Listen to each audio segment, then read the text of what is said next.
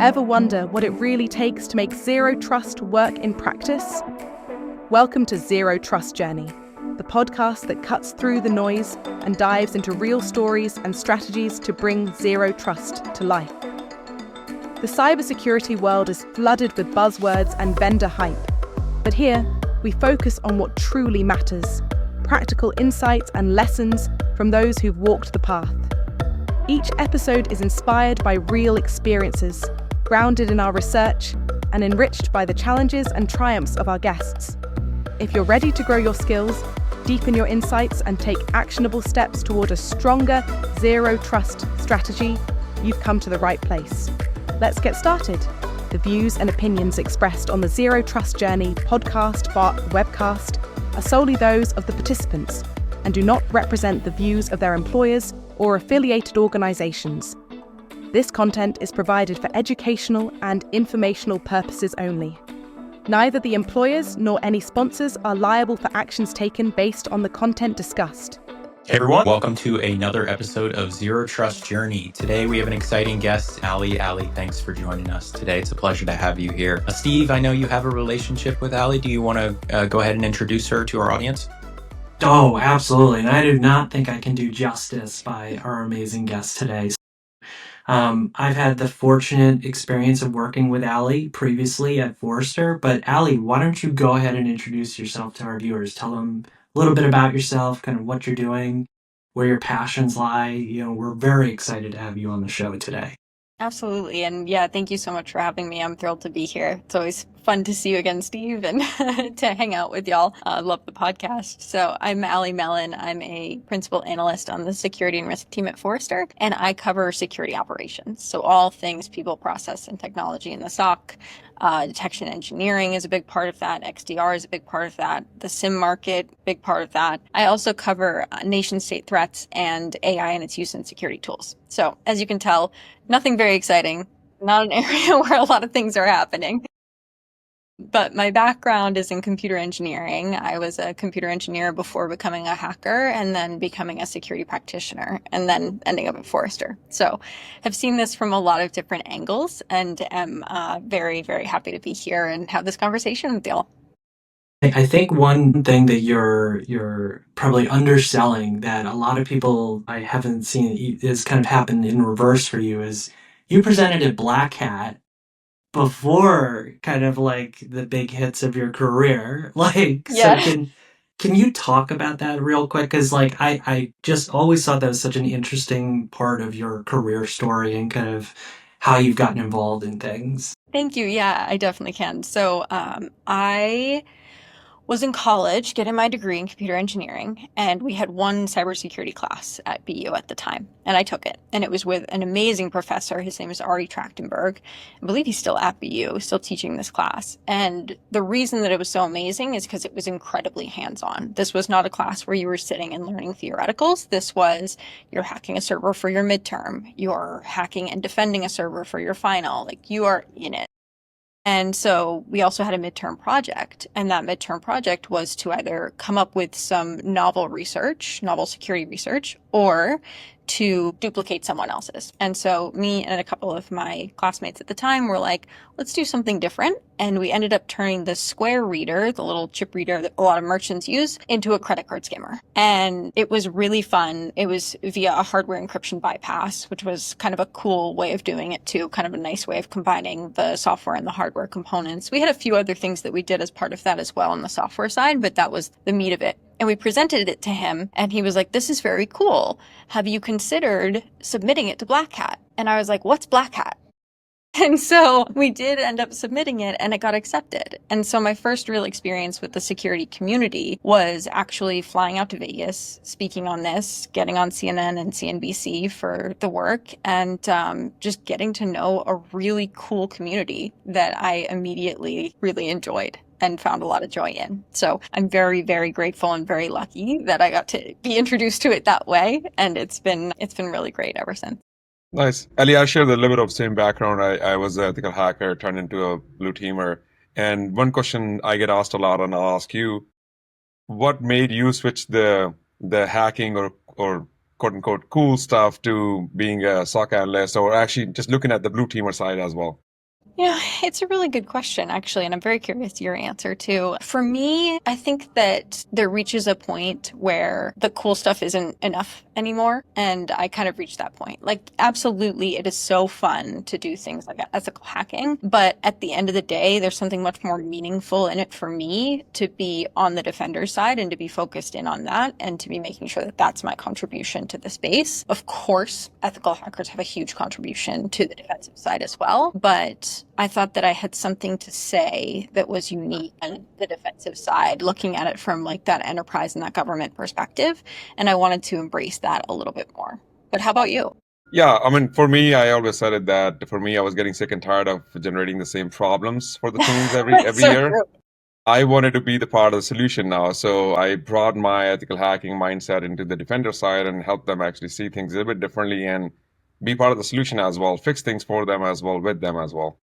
It's so funny that you say that because it's so true. I think that people, especially outside of the industry, don't always realize that being an ethical hacker is not like sitting at your desk all day finding 0 days. It's very much so just like repeated attempts at the same type of things in different places and seeing if it works. And so it is nice kind of having a little variety on the Exactly. defense Yeah. side. And once a hacker, always a hacker. So you keep that mindset always, even if you're working for the blue team, or you always find ways how it can be penetrated or exploited. And so you bring that mindset at the table of blue teamer, and then having that someone on the table helps them see it differently as well. So it's not how this knob actually helps me detect or prevent or protect, but how are the other ways that it can be exploited. So that's the mindset bring on the table that helps for the blue teamer. For sure. I think that that is so true. And it is so funny because it informs everything that I do, having both of those perspectives, and especially like the computer engineering in the background. It just all comes together to kind of fit in these weird places. Like even my perspective on AI is so colored by having both of those experiences and being able to kind of think about it from both sides. So could not agree more. Can you tell us a little bit about your introduction to zero trust? What did you think when you first heard of it? And how has your background shaped your perspective on it? I'm so glad you brought it up because I think that we are legally required to as Forrester analysts, as Steve knows. We have to bring it up at least once every time we talk. My introduction to zero trust, it happened before Forrester, of course, because it's always a topic of conversation in the defensive community. But I think that where I really started to understand it in a very different way was at Forrester, and actually through working with Steve quite a bit, because I have always been a bit skeptical of zero trust, to be honest. I've been very skeptical of honestly, like all of us, all of the buzzwords that come out of these things. But I think that the thing that I've really learned about zero trust that has made it something, and especially in my time at Forrester, has made it something really valuable, is that it is a timeless framework for how you approach security. And that is really, really important. And I think like when you dig into the specifics of zero trust and how people are actually doing it, you come up with some pretty cool things. We all spend a lot of time focused on, oh, how do you get buy-in? Da, da, da, da. Once you get past that, that's where you get to some really cool, like this is an implementation, and it's an implementation that when done well, actually really enables the rest of the business in a way that you want them to be enabled. Like we see a lot of teams that start with identity and with the users and with the workforce with zero trust, and they find so much value in that because they're actually able to show the benefit of taking that approach to the workforce instead of it just being this behind the scenes thing. I mean, similarly, I think it's such a connector for much of the organization beyond what we are in security. I did a case study a couple of years ago with Sask Power where I actually interviewed the enterprise architect there because he was a former security practitioner turned enterprise architect who believes in zero trust and wanted to implement those principles across Sask Power. And so we talked about the buy-in side, but we also talked about how he, as the enterprise architect, has so much power to make sure that zero trust actually gets implemented. And so I think that there's an element of this where we need advocates across the organization, and it can be really something to help the security organization get out of just being in the security organization, if that makes sense. So I love the call out around implementation, right? So that's the whole reason that we're all kind of here, is to talk both strategic and from the implementation side. So with your kind of unique background around other areas, and as more of my bingo board, as you kind of hit off on all the buzzwords in describing what you covered, how has zero trust and kind of the security operations lens, how have those things lent themselves to each other, especially from that implementation perspective? Because I can imagine that from some of the previous research that you've done around XDR, for example, kind of unifying all of these different areas within an organization, zero trust kind of being that one lens higher, like I'd love to hear, if you have anything to share around things from an implementation perspective. Totally. It's such an interesting question because a lot of times I'll talk about my coverage and I'm like, I do all the cool stuff. Detection and response is the cool stuff. And people are like, no, what about prevention? And I think from the one angle, zero trust is incredibly beneficial because it is what enables security operations to have to do less work, or at least more important work. Obviously, you can bring down the alert volumes if you're preventing things instead of having to detect everything. So that's the first thing. Is I do think that it improves analyst experience in the SOC because it reduces the number of alerts that they have to address. And it also gives you a framework for when you're going through your response recommendations and your remediation recommendations, what should be done first and why. And so I think that that connection back between prevention and detection and response is really important with zero trust. But I also think that when we look at like that example that I used before of starting with identities, what is one of the most attacked things that security operations sees right now? It's identities in the cloud. And so the more that we are able to standardize with zero trust, the way that we approach identities and the cloud, that makes it easier for security operations to get the data that they need to fire the alerts that they need to do the response actions that they need. And so it helps in a lot of ways to just simplify for security operations what they need to focus on and the data that they need coming in to make those determinations. That's really important. And then the other way is kind of trying to decide if it's helpful or not. It's helpful in some ways, but we see a lot with the SIM around bringing in alerting around like process changes or configuration management changes into the SIM, which can be helpful because it's more context for the security operations team. It also costs more. So it's kind of a balance there, but it unifies things even more. And there is value in that for sure. So one kind of like thread to pull on all of that is, in talking to a lot of folks as they've gone and implemented a variety of different solutions, I'm probably going to bring up like some hot debate here in a second, but like platform versus best in breed. That's, I think, when I look at the whole kind of sphere of different vendors out there, I remember back in the day that, for example, CrowdStrike was like, no, best in breed, like we're partnering with these alliances and everything. And now you go and read all of their marketing material and it's like, platform is best, buy into our platform. It's like I get that things evolve, but marketers gonna market and all of those things. But I would love to hear kind of your insights on that front, because it's been such a hotly debated topic. I think in practitioner circles, I still work with a lot of customers who swear by best in breed, but every other day is a fire drill for them, troubleshooting things from a user experience perspective, which I think gets left out of the equation a lot of times. So would love your perspective on that. Yeah, the user experience piece is such an important part of this that people miss too. I completely agree with that. So there's a couple of angles to this. We have data. We track every year thousands of security decision makers, their responses to a variety of questions, right?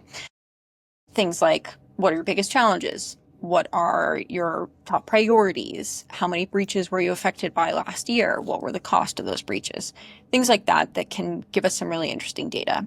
One of the questions that we ask is, do you prefer best of breed or platform as your approach? And the answers to that are like a sine wave. They go up and they go down. One year it's platform, the other year it's best of breed, one year it's best of breed, the other year it's platform. So it's constantly going back and forth, which is, I find interesting because it's basically like the practitioners are having the same debate that the vendors are in many ways about this. I think it depends heavily on the use case.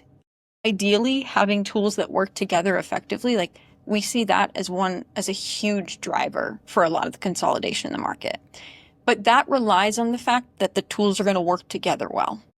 And even tools from one vendor do not work together well in most cases, right? We see a lot of acquisitions that happen, and it means that when you're trying to use a bunch of different tools from one vendor, they may have an overlaying skin that's all one thing, but that does not mean that they work outside of the demo together. But they acquired it. I don't know what you're talking right. about. It's part of the portfolio. They renamed it. So I do think like it's interesting because depending on the area that we're talking about, there are very different answers. Take SOAR as an example, right? That's one of the things that I cover in the context of SIM. And we see a lot of SIM vendors that have acquired SOAR providers. They've either integrated them fully or created some level of integration. It can be really useful to use that from one provider. But for some practitioners who are a little bit more risk averse, they're like, no, I need a separate SOAR because I do not want this affiliated with any other vendor. I want them to be completely agnostically making the integrations that they're making between these tools.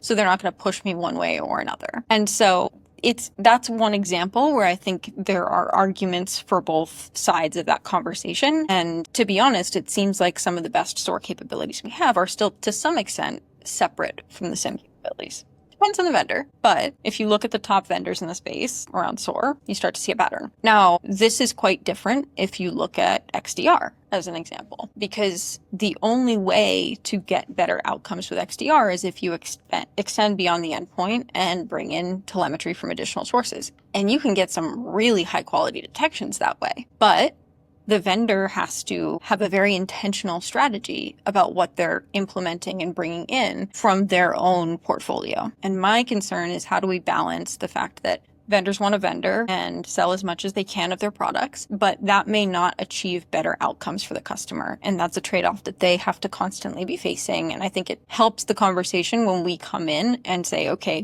what's the value add here? We need to actually see a real value add because I don't always see that. It's much more for the business reasons than it is for bettering the users' lives. One thing I was going to add here, Ali, we talk a lot about it on this show where a lot of times vendors dictate customer requirements. When it comes to zero trust as well, a lot of time vendors saying, oh, in order to achieve zero trust, you need these three things, or here's what my solution, or my product is zero trust certified. Having zero trust principles, and we had Chase on this show as well, he said, I don't care what you want to call it. Call it hokey pokey, call it whatever you want. And as long as you meet the principles of zero trust, that's what really dictates it. So I'm interested in your opinion on this one as well. When you talk to the SOC analysts or when you talk to the strategists who are actually creating the SOCs, does zero trust come in as a requirement? Do they say that based on the zero trust principles, this is what I want to have my solutions, my platforms, or best in breed to dictate the requirements? Or is it still the other way around where the traditional way of SOC, I just want to have alerts, incidents, and I want to close them faster? Or do they actually look at from the zero trust principle aspect as well?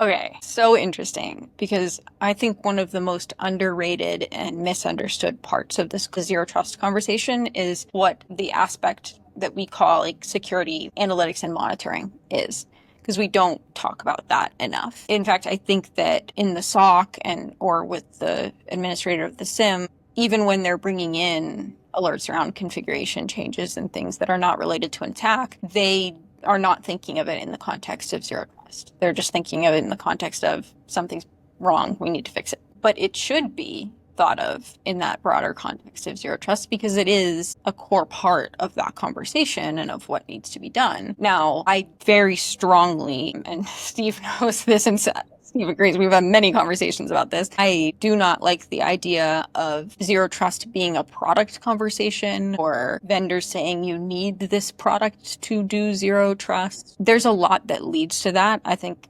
unfortunately, in our analyst experience research, which is about SOC analyst experience, not me analyst, we talk a lot about how all of these tools have been created for the economic buyer, not the user, and how the training around them can run the gamut, right? You have some tools with extremely good training. You have some tools with not so great training. The one thing that you don't have is, besides like a couple of select and very expensive organizations, is training for what it means to be a security practitioner. And this causes a huge gap in the market that vendors fill with zero trust means buy our tool or buy our set of tools instead of the principles of zero trust and what that means. Now, we see some of that gap trying to be filled in academia. I've worked with and served as a subject matter expert for some of these groups in these conversations about like, okay, you want to get a master's in cybersecurity, let's go through that process, or bachelor's or what have you. But the problem is that it's so theoretical. And I think that there's a lot of value in academia, but security is a really hard one to do well in academia.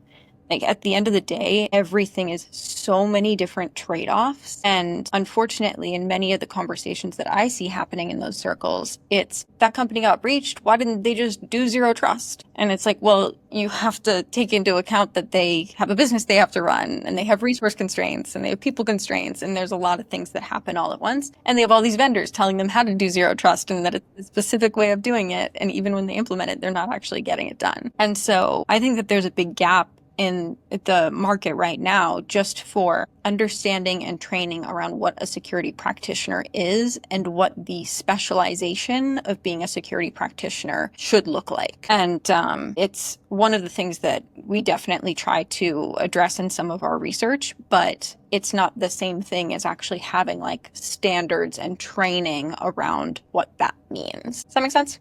Absolutely, 100%. Yeah, I think just to pull on that thread, and then I want to hand it over to Zach. I think I've spoken to you at length, Allie, of like not having a formal education and just trying to find my way like in the industry without a degree and kind of all of that type of stuff. I know that I've seen, to your point, the very large, maybe say all the big cloud providers who are the ones that are kind of driving that non-traditional education around what it means to be a security practitioner and giving free classes and all of that stuff. But of course, it's colored in a way that it's like you used Chronicle to investigate an incident, or you're utilizing Sentinel to dive into these particular alerts. Do you have any recommendations for our audience on places that they can get, some of that research? Maybe they're just starting out in the industry. Maybe they've been in the industry in a while and vendors have polluted, what it means for a lot of different things for them, especially, your call out around, the conversations we've had about zero trust products. Labeling all these features as zero trust, I think has confused many people and, made them believe something is when it actually isn't. And so I don't know if you had any recommendations or anything that you've come across that our audience could dial into to kind of level up their knowledge around that.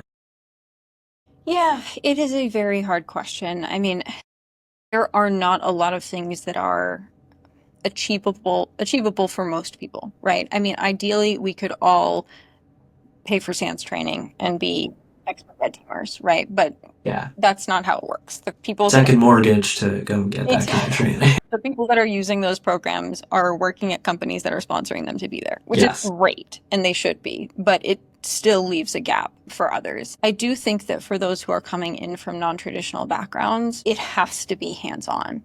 It has to be like, yeah, you're doing an IT admin job for a couple of years to better understand what an enterprise network looks like, what enterprise infrastructure looks like. It has to be like one of the things that I think is a benefit, if there could be one coming out of the pandemic, is a lot of the conferences that were previously only in person are now also online. And typically the online version is free. And so attending a couple of B-sides remotely or attending some of the other conferences remotely, like Cyber WarCon, you can get some really cool information and really cool research that you otherwise wouldn't have access to, and that is typically very much so focused on the actual skills of being a security practitioner as opposed to like, oh, it's another vendor webinar or what have you. And so those tend to be the places where I go if I'm like, okay, what's changing? Like I want to sit in on a panel on detection engineering and see what people are talking about there and really get to the root of it. And then I think the only other thing is to find groups within the security community that you can relate to. Like for me, it was always like women in security and privacy and some of the women's groups that are in the cybersecurity space, having those connections and those people that are willing to help you and also that you're willing to help in the space is so important, because cybersecurity is a community and everything happens within the community. It's very small while also being pretty big. And so the more that you integrate into the community, the easier it is to start actually getting a job in it and being part of it. No, I love that. Passing over to you, Zach. Thanks, Steve. I did not want to interrupt that because Steve pulled on a great thread. But there's one thing that you mentioned earlier in the conversation that I wanted to probe a bit more on, which was identity. And you started talking about how you've been talking to people who have been starting with identity. But one of the things we've heard in previous episodes of this podcast and talking with other practitioners is some level of disagreement on the phrase identity is the new perimeter. So Gosh. I wanted to get your thoughts on what you think about that and what you see as a reality. No pressure, Ali. No pressure. Yeah. Steve knows very well that I'm not a huge fan of network security or anything having to do with network security, I'll be honest. And so I often associate it with perimeter security and kind of that type of approach, whether it's fair or not. I think Steve is one of the people who has changed my mind, or at least given me a much better perspective about the network security side of things than I had before. So long story short, I don't really like anything that talks about perimeter. No. Like, what does it matter? Like, we don't have a perimeter. It doesn't make any sense to talk about this as if we have a perimeter that we could control or like set up little men on with their spears to prevent any attacks, like we just don't, we don't have that anymore if we ever really did. And so I think about identity and cloud as kind of the next very fundamental and critical frontier for detection and response. That's much more how I like to approach it, because I think that the efficacy that you can get from identity and from the cloud is really powerful. We see a lot of very high profile attacks that have been caught because of MFA. So prioritizing those is not only something that we believe in at Forrester, especially for security operations, but it's also something that we see regularly in practice. If you look at some of the XDR vendors as an example, the aspects that they're most likely to integrate are email security, identity, and cloud into their EDR or existing EDR/XDR products. And that's because you can get a lot of really valuable signal there. Now, I think cloud is a bit of a different ballgame. It's very difficult. The reason that most XDR vendors are integrating that in is because they have a pretty natural cloud workload security tool. But once you get into more of the aspects of what cloud looks like in totality, from like the SaaS applications to a lot of the core infrastructure and of course to cloud workloads, then you start getting a more complete picture of where your data is and the ways that attackers may be trying to target it. That's much more compelling. So TLDR, I don't love any term related to perimeter, but I do think that identity is incredibly important. And it's been really fascinating to see how that maps back into zero trust. Love that. Yeah, we take the same stance on this podcast when we talked about this a number of times, in that, when we talk about zero trust, we think of it as a philosophical shift as well as a technological shift. And when we, approach things like saying identity is the new perimeter, we're still referencing an old mindset that we're trying to break away from. And so it doesn't resonate with us either. So thank you there. Victor, pass it to you. Yeah, everything what we're talking about, very insightful. One question I have, Riley, is when you're talking to the strategic leaders of the SOC or even in cybersecurity in general, are there still people who are thinking that zero trust is not something that they want to incorporate? And again, they might use different terms like least privilege or defense in depth. But are there people who are still thinking that zero trust is still a buzzword and this is not something that I need to consider in my company or in my organization? So everyone that I talk to that's a practitioner thinks zero trust is a buzzword. If Okay. I'm being totally honest. Yeah. But that said, they're all implementing it. They're just, to your point, calling it different things. Funny Yeah. how that works, right? Yeah. So I do think that there's a level here of just like the name can bug people because it's overused. But that doesn't change its importance. The other piece of that too is that I do think that we notice quite a bit using the term zero trust outside of the security organization is not helpful. If you tell your CEO or your head of HR that you're going to be taking a zero trust approach to security, they're like, that sounds scary. What does that mean? And so it becomes very important to context switch into a language that they'll understand better. And oftentimes that's not going to be through the phrase zero trust. It can even have different connotations for different cultures. And so it's very important to think about how to position that well, which is one of the reasons why we come back to identity and protecting the workforce. Because to this conversation about like identity as the new perimeter, what we're ultimately trying to do with zero trust is to make it so that the employees can do the work that they need to do effectively in any way that they need to do it that is within the bounds of least privilege. And I often think that that should be enabling a little bit more freedom as the kind of like the way that we position it than trying to like not trust anyone, you know, because that's ultimately what we're doing. If we install a perimeter and that's the only thing that you can be a part of and be in, then that's basically saying you're stuck. You are not free to move freely. You're stuck within the confines that we have created versus what we're actually doing with zero trust is saying, we're going to make it so that you can operate in the confines that you prefer, but make that as secure as we possibly can. No, 100%. And we totally encourage every listener out there that come up with a better term if you can for us so that we can help. Okay, I will say. All right, go, Allie. I don't love to give Kinderbog credit, but I think the term zero trust is pretty good. Yeah. It's a pretty cool term for it all. It is. It's badass. Yeah, 100%. I think we all agree to the term, but when you actually, to your point and example, when you start talking to your business leaders and the HR that, hey, we're trying to implement zero trust, they're like, what's wrong with our people? Why don't we trust them? We vet them. We did the background check already. We trust them, hence they're here. So it's just coming up with something, and again, taking Chase's example, call it hokey pokey or whatever you want to call it within your organization.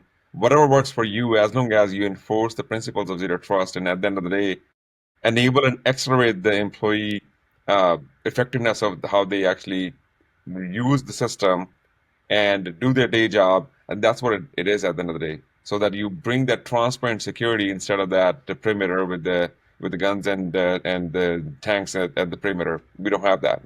Yeah, definitely. I think it's all compromised. And that's like one of the things that the enterprise architect I was talking about earlier was so adamant about is he was like, yeah, I know that the security people are going to want to make it so that you have to like authenticate every single time. God. Yeah, this is an example that really upsets everyone. But he was like, that's just not going to be productive for the workforce. So we're going to find a balance where you're going to have to authenticate during certain circumstances, but it's not going to be as excessive as security might like it to be. And so it's about compromise. And I think that that's like one of the cool things that I see is I meet a lot of CISOs that when I talk to not their teams, but other teams in their companies, they're like, it's just a cool person. Like they're always very chill.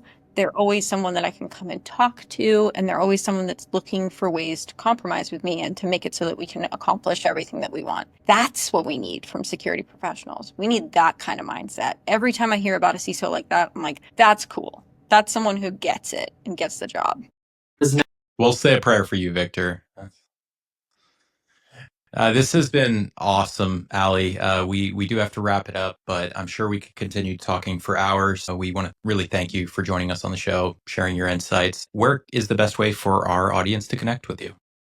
Yeah, thank you so much for having me. This was a ton of fun. The best way to connect with me is on LinkedIn. I'm on LinkedIn and also on Substack. So you can find me at either of those places, and I post very regularly to both. Great. Audience, do go check her out. She posts some great stuff there. And thank you again to our audience for tuning in for another episode of Zero Trust Journey. And we will see you next time. Thank you, Allie. Thank you, Allie. Thanks, everybody. Thanks for joining us on Zero Trust Journey. If this episode sparked new ideas or gave you practical insights, be sure to like, subscribe, and share it with your network. Your support helps us continue bringing you valuable conversations and real-world stories. We'd love to hear from you. Share your feedback or even your own Zero Trust journey by reaching out to us. Your story could inspire others in the community.